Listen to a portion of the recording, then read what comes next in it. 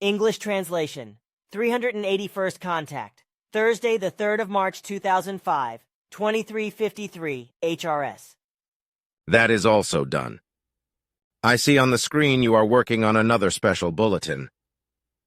Yes, in this one I want to publish a part of our conversation of the 24th of February, the part about insanity and schizophrenia. But I also want to publish an article by Bernadette, which she wrote in response to a telephone attack on me. This one, if you want to read it. Of course. Reads Bernadette's article, Prejudiced Know-it-alls and Pathologically Stupid. In the 376th contact conversation of the 3rd of February, Special Bulletin Number 17, page 2, Ptaah warned Billy about the defamation of various sides. The proof that secret services and authorities, among others, were behind this could still be provided in the same bulletin. In the efforts of authorities, secret services, and other governmental organizations in this regard, there is a certain fear behind the attacks on the one hand, for they know very well what Billy's words and teachings could do if they were heard by the broad masses. But on the other hand, there is also a certain logic in their undertaking, for they must not let what is not true be true, and everything that could become dangerous to their own power must not be true. The situation is different and much more incomprehensible in the case of those private individuals who, out of pure pathological stupidity, out of prejudiced know-it-allism and other primitive and base reasons such as envy, jealousy, and sheer nonsense, launch such attacks against Billy and his mission. For these human beings are under no external constraint. If they were not too stupid to get their gray cells working a little bit and to fight against their own primitiveness and foolishness, to slowly develop an eye for the facts, then they would have to realize full of shame what folly and foolishness they are displaying in their thoughtlessness and reprehensibility. But since their brain mass is apparently already so rotten that the time limit of their simple-minded material life is already their highest achievement in consciousness, such insights and knowledge will probably be a long time in coming. The proof that private prejudiced know-it-alls and morbidly stupid infantile people sound the same horn as certain governmental organizations and sing with them the song of slander. Bottomless stupidity and insidious malice was provided by a certain Mr. Singer by telephone last Saturday, the 26th of February, 2005. This Mr. Singer, who presumably called under a pseudonym, because this kind of people are generally too cowardly to reveal their real personal details, and who is supposed to be a German citizen, which by no means says anything about the conscious qualifications of other German citizens, dictated the following words to his interlocutor in his boundless restriction. I have long been familiar with the internet site of the con man Billy Meyer, and I want to say something about this. I have come across old writings by the Schutzbach brothers which testify and prove that Billy does not write all his books himself and only copies them from other books he has many hundreds of times. This action is criminal and an outrageous impertinence and should be punished, because this is theft of intellectual property. I do not understand how you can just leave this Billy guy scot-free. And how could an uneducated person like this Billy Meyer also write such writings and books as he allegedly does?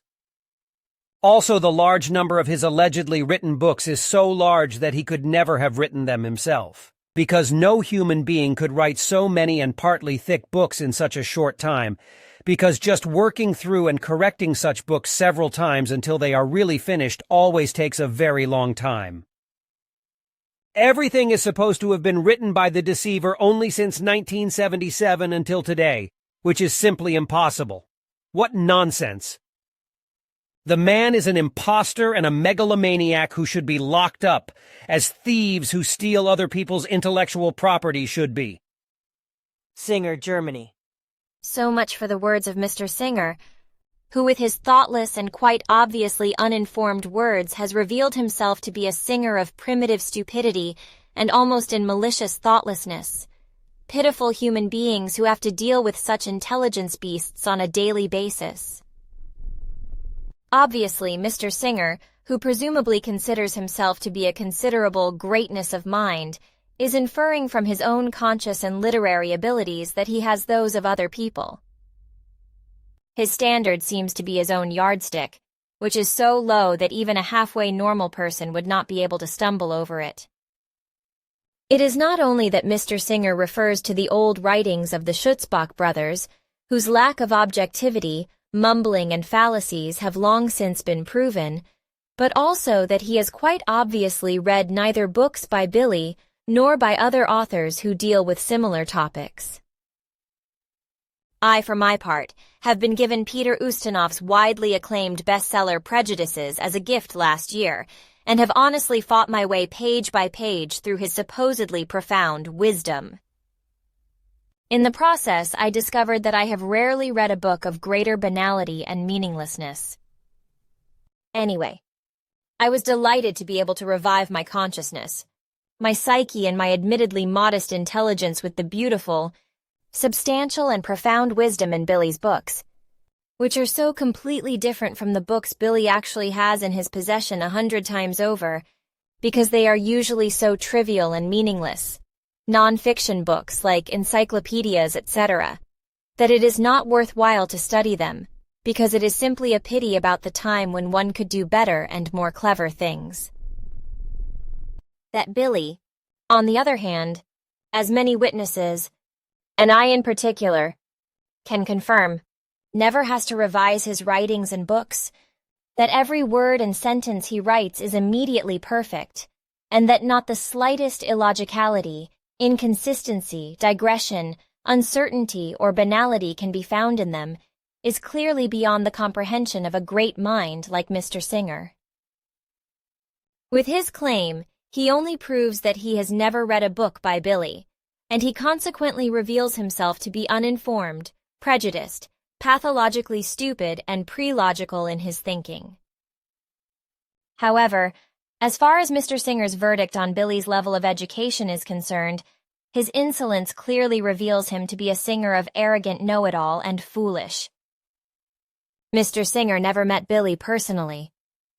He knows nothing about his background, nothing about his literacy, nothing about his education and training, nothing about his company, his friends, and his life, and yet he presumes to call him uneducated. All those who take the trouble or have taken the trouble to really get to know Billy, and who are familiar with him, know him as a highly educated, circumspect, far-sighted, clever, well-read, and versatile person with whom any topic can be discussed in depth. He does not talk in platitudes. What he says has hand and foot and can be proven in every respect and at any time. Inconsistencies and stupidities do not come over his lips, neither do empty phrases and hackneyed platitudes. To his normal circle of friends and acquaintances belong people of the highest hierarchical levels of our society, such as doctors, professors, well-known managers from the economy, university professors, pastors and priests, members of the government, diplomats, etc., etc., all of whom are not too bad to ask for his advice and listen to it. They talk and discuss with him as with their peers. If we were to name Billy's friends by name, poor Mr. Singer would be in awe of so much education. Billy's modesty and his loyalty and integrity do not allow him to brag about these names and bask in their glow, nor to boast about his education. Nor would he ever ask these people to out themselves as his friends, to vouch for his honesty with their names. He has no need of such chess and tricks, for they are far beneath his dignity. But now a word on the subject of criminal liability in particular. When creatures like Mr. Singer call our office and attack their interlocutors about Billy, or in internet forums and in writing feel they have to pour their filth over Billy, they usually do so anonymously or under a false name. This is because they know very well that it is they themselves who make themselves liable to prosecution under the code of law through slander, libel, and malicious insults, and who should be locked up for dragging other people's good name and honorable blamelessness down in the dirt and trampling on their slobbering injustice, stupidity, and prelogical infantility.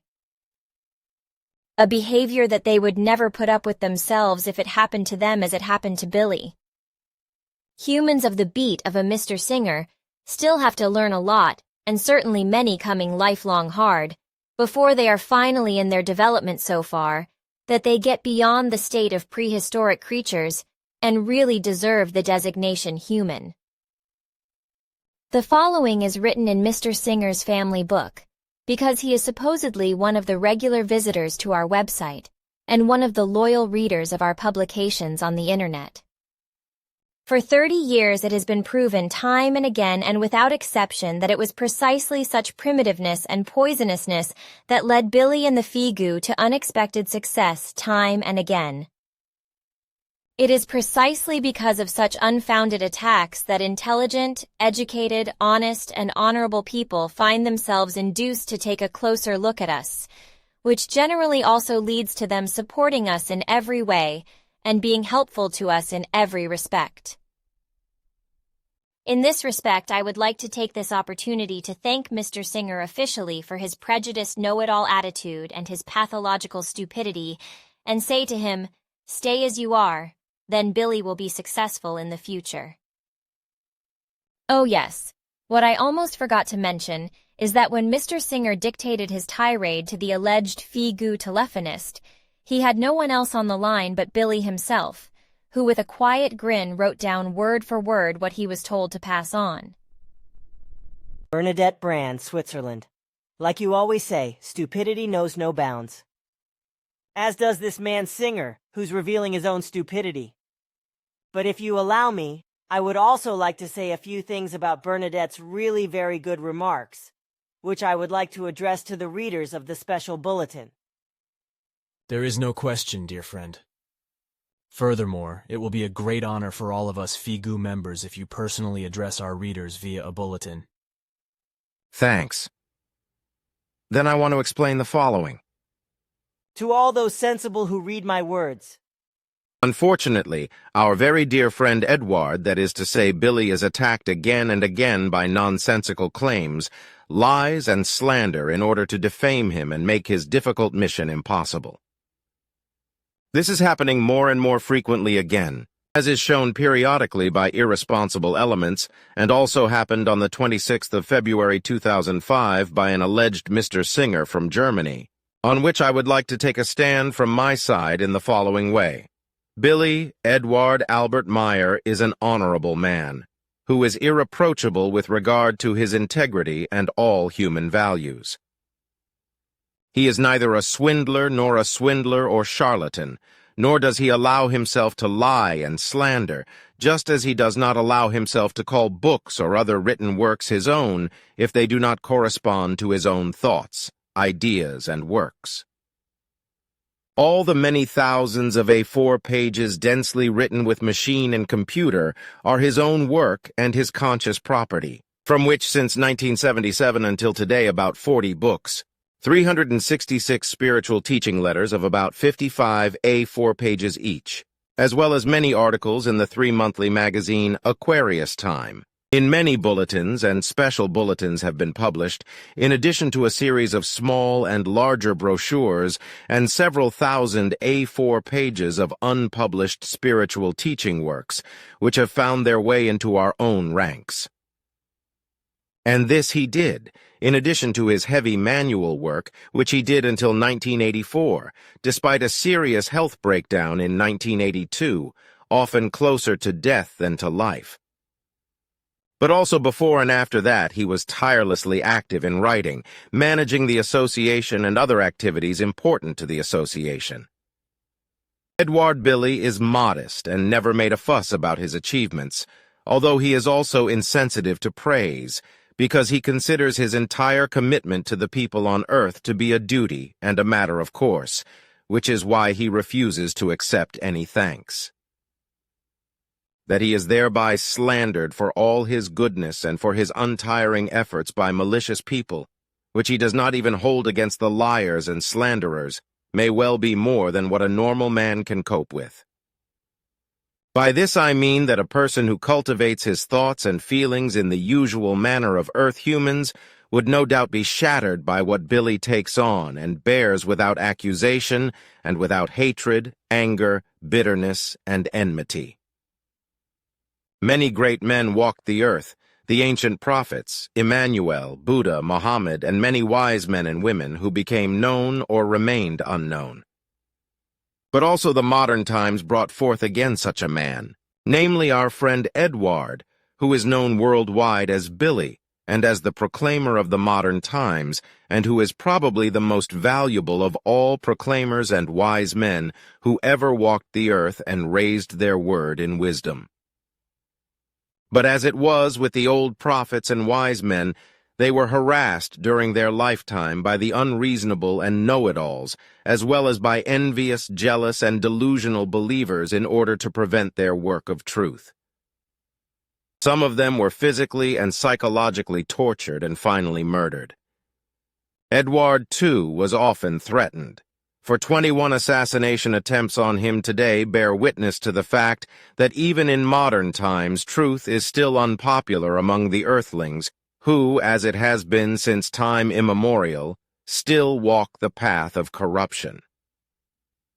The behavior of the liars and slanderers against the herald of modern times, Edward, respectively Billy, Ptaah, classify as a pathetic, mendacious libertine, and as the embodiment of infamous scribbling, which every man should refrain from if he is sensible and strives to be a true man and a valuable member of society.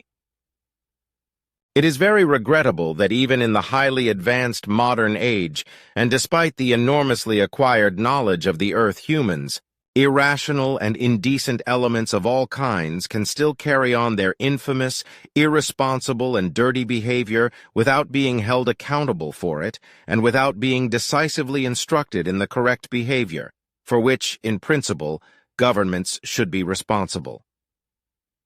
If the healthy norm of decency were taken into account, then elements who, as a result of envy, hatred, and jealousy, etc., are able to behave in a disgraceful manner, would no longer find any possibility to engage in their dirty behavior.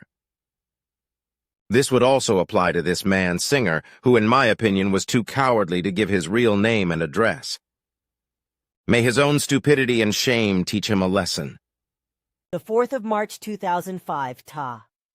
That, dear friend, is all I have to say about the primitive attack on your person and integrity. Ptaah.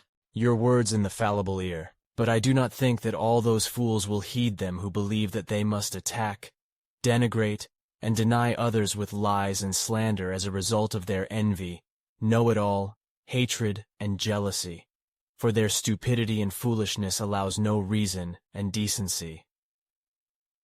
This will continue for a long time to come, for there are too many who live in this manner of lying and slandering and insulting to be quickly taught otherwise. Which you are unfortunately right. Then I have these fax pictures and fax letters from a certain W. Eberly of Germany, who he says was on the Doist board of directors with Annie and Karl Veit. What do you think about that? Let me read the letters, reads the letters, and looks closely at the fax pictures. What this man writes seems to me to be nonsensical, and not only because I consider the pictures to be manipulation in the way that they were taken at night or in a dark room with a photo camera, where a long exposure time was used to produce the blurred light spots, but also because the photo camera was moved when the exposure time was long. A very well-known act of falsifying such pictures, which are supposed to represent any UFOs.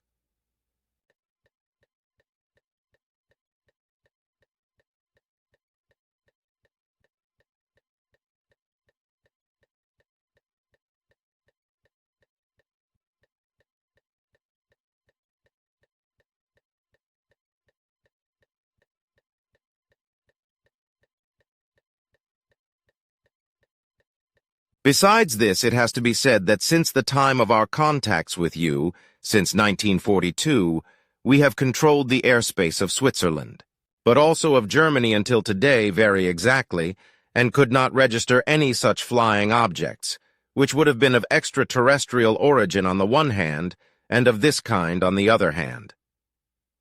Seen to me, these are clearly artificial light sources which have been captured on film in the form I mentioned.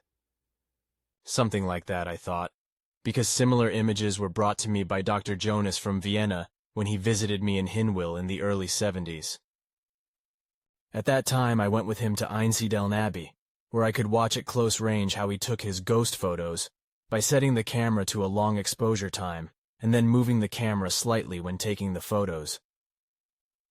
Also the German, what was his name? He lives somewhere in Württemberg, forged alleged UFO pictures with car lights and hand lamps, which he took at night and in dark rooms. The result was exactly the same images as the ones in front of you. I know all that. You caught the man himself cheating when he wanted to produce such pictures here in the center at night. His name was Seifert. Yes, exactly. Then here's something about 2 zinc supplements. This one, the Cura Zinc, you have already analyzed and recommended to me because it is the best product on the market for this purpose. Now I have received these 2 capsules of 2 other supplements, and I would like to ask you if you could analyze them immediately. Why? If the supplements are any good, they would be much cheaper than the Cura Zinc. You know, our wallets aren't worth millions. Understood. Well, I have to get back to my flying apparatus for analysis because I cannot do it here. You can come if you want because it takes at least half an hour to do the analysis. Actually, I should be doing my work here. Then keep yourself busy here while I remove myself and do the analysis. As I said, it will take about half an hour.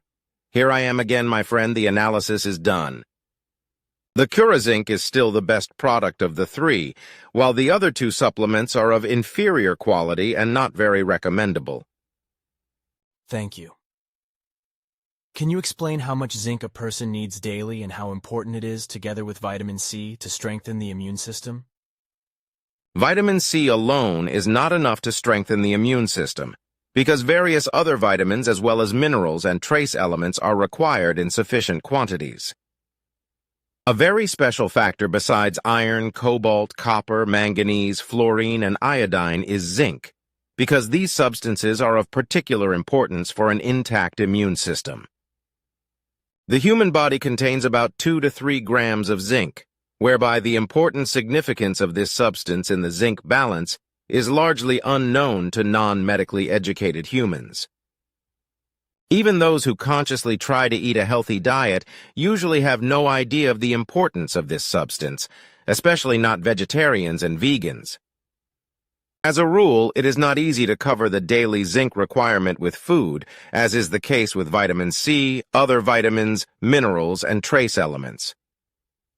The daily zinc requirement of humans can be broken down as follows. Adults from 20 years equals 10 to 11. Milligrams daily, teenagers 16 to 20 years equals 10 to 11 milligrams. Daily children 1 to 4 years equals 3. Milligrams daily, children 4 to 8 years equals 5 milligrams daily. Children 8 to 11 years equals daily 7 milligrams. Children 11 to 14 years equals 9 milligrams daily. Children 14 to 16 years equals 9.5 milligrams daily. Infants 0 to 5 months equals 1 milligram daily. Infants 5 to 12 months equals 2 milligrams daily. Pregnant women from the 4th month equals 10 to 13 milligrams daily. Nursing equals 10 to 14 daily. Sometimes even more than 20 milligrams. To take in the daily necessary amount of zinc is as problematic for humans as it is with regard to vitamin C and other vitamins, as well as trace elements and minerals. Today's food is so poor in these substances that people have to consume them with special products if they really want to cover the needs of all substances to the full extent. For the daily need of zinc, for example, it would be necessary to eat 5 kilograms of vegetables because they are very low in zinc. If he wants to cover his needs with cheese, he would need half a kilo of it every day. With meat, for example, 300 grams of beef liver would have to be eaten, etc. Stress, such as sport or strict physical work and illness, usually require an increased zinc requirement, as well as increased vitamin C and all forms of vital substances.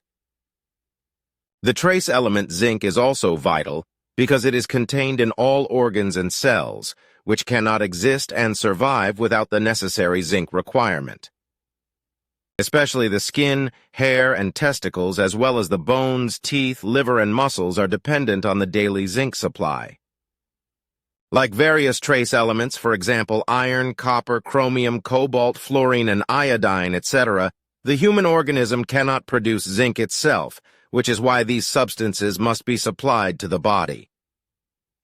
Normally, the organism absorbs the zinc into the blood via the mucous membranes of the small intestine. Excess zinc is primarily excreted via the liver and kidneys.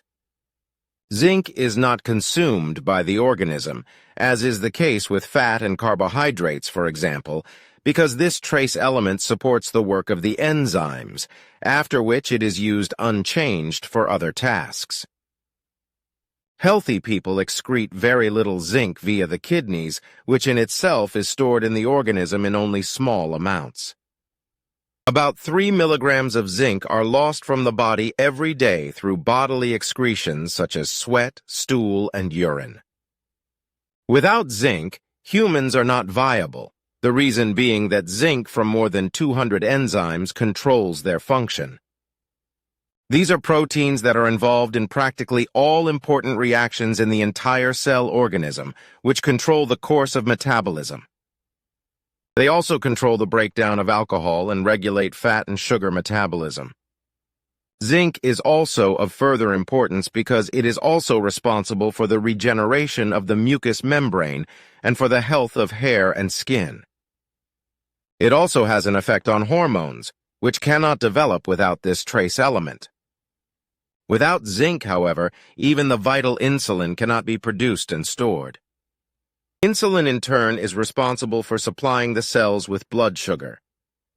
The male hormone testosterone also needs zinc, which regulates the male reproductive organs, the maturation of sperm, and fertility. The metabolism of vitamin A is also dependent on zinc, among other things, which is directly related to good vision, even in the dark to a certain extent. If a zinc deficiency becomes apparent, this can lead to so-called night blindness. Depending on the zinc are also the sense of taste and smell, but also the process of blood formation, which would not exist without this trace element. The function of zinc in relation to the strengthening of the immune system has already been mentioned. All areas of cell growth and tissue are controlled by zinc, which is therefore also responsible for cell division. Basic repair functions of cells and tissues cannot function without the necessary zinc supply, just as the necessary proteins for all life processes cannot be produced.